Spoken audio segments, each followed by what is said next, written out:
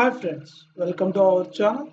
In this video, we are going to see the folder structure of the basic React application. So first, if you see that the first folder is node modules. So this folder contains all the third-party libraries that we installed using the npm. So second folder is a public folder. It contains all the static files. So these static files won't change when you build your React application also. So if you see what are the files present, the first one is the favicon file and the second one is the index.html file. So if favicon file contains the image that will be shown in the browsers tab, and the second one is the index.html, which is the root file of the React application. It contains the basic header tag along with the some meta information, and also the body tag with the no script tag and the one div tag called id equal to root. So this is a most important element in React application. So this our entire React application will be placed in this div tag only.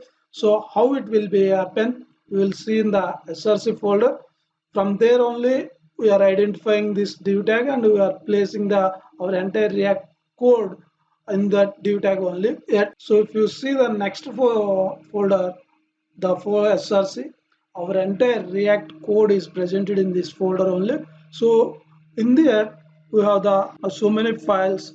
From that, if you see the index.js and the app.js, these are the two main things.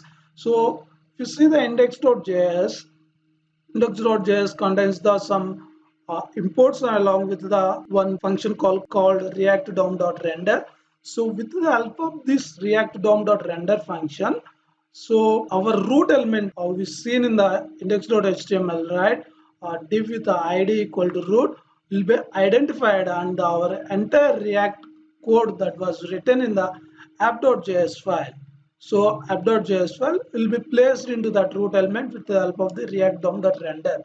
So why I said entire React application that is written in the app.js will be placed in the root file means in React components. We already know the some basic idea about the components.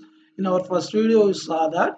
So app.js is called a one component. Whatever the thing you written in the app.js, that will be placed in that React DOM.render. Why? Because in React components are called in this way, no closing tag elements, so called like a HTML elements, but the components has the first letter as the capital.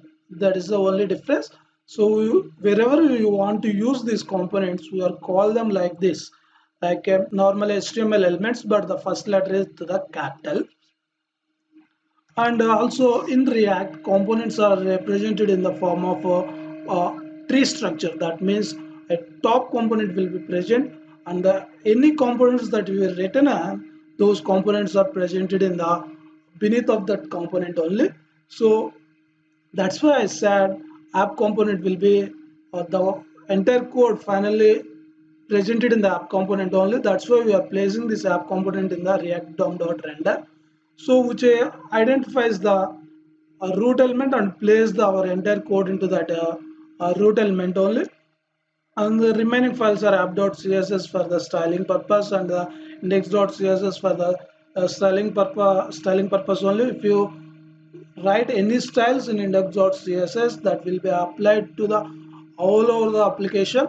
So if you write the styles in app.css, that will only applied to the app.js component only. So if you write the styles in index.css, those are applied to the throughout the application. These are the files presented in the src, and if you see the package.json file, it will have the our project information, basic information, setup information, along with some scripts to run our project, along with the dependencies browser list and the development list and dependencies list. We are not installed any dev dependencies, that's why dev dependencies list is not present. But the dependencies list, if you see the just dom react user events, react dom, react script, all are the dependencies that are required to run this React application. So next we will store by the package log.json.